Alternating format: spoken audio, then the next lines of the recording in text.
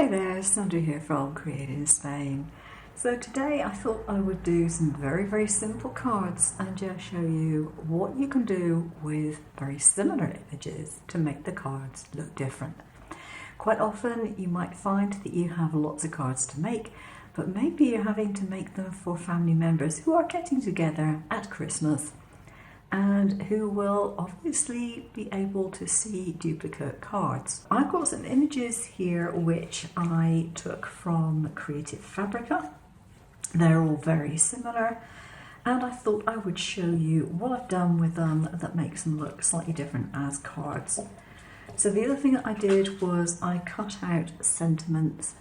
Now you can use different shapes obviously for sentiments. You could cut them out in circles, rounded squares, whatever you like, or like this with an offset, and that will allow to make it look slightly different. You can also change the sizing of them. I didn't in this particular case, but I don't always put sentiments on the front of my cards anyhow. So first things first, I'm going to show you the cards that I have done. Now this was the first one. So relatively simple, it's raised up on foam as you can see, and I've just put the Merry Christmas in the corner. Now this, I don't know if you can see it, has got some sparkle to it. The way that I did that was I actually dabbed on some acrylic varnish with a sponge. Now I use magic sponge because you can tear a piece off, use it and throw it away. It does the job very easily. And in this particular case, what I did was I used this. This is a homemade version of something which I think it was brought out by Tim Holtz years ago. But it allows you to add a small amount of glitter rather than lots of glitter. And it's more of a spritz, if you like. So what you do is you have your fine glitter in a eyedropper bottle, like so. You put a finger over it, you tap it down so that it's in the nozzle, and then you squeeze it and it goes poof. And you squeeze it over your damp object, and that way it will add a little bit of glitter to it without overdoing it.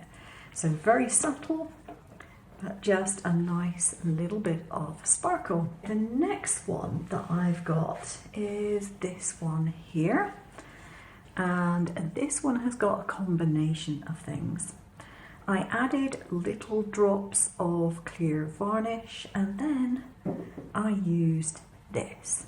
Now in here you can probably see I've got flakes of different colours. It's metallic flake stuff, you get it in a jar. It's great stuff to use, but don't use it around pets for heaven's sakes, otherwise they'll get covered in it. And what I do is I put my remnants, if I'm using larger pieces, I put the remnants into this pepper or salt grinder, and then I can grind it over my subject and it will add little touches. So you could do it with that, or you could just take flakes and place them over. And then I also added a little bit of glitter, but this time in gold. Again, snowman is raised up. The last thing I did on this one is I used a transparent glitter pen. It's a Sakura one.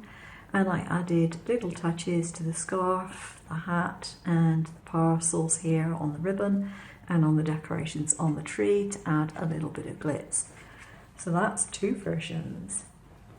The next one we have is this one here, and all I've done is I've put glue over my image and I used a white sort of Christmas glitter.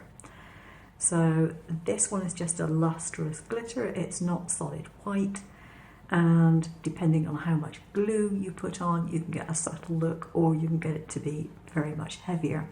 Bear in mind that it will take the colour brightness down a little bit using that type of thing on top. These little sparkly bits here are nail art decorations.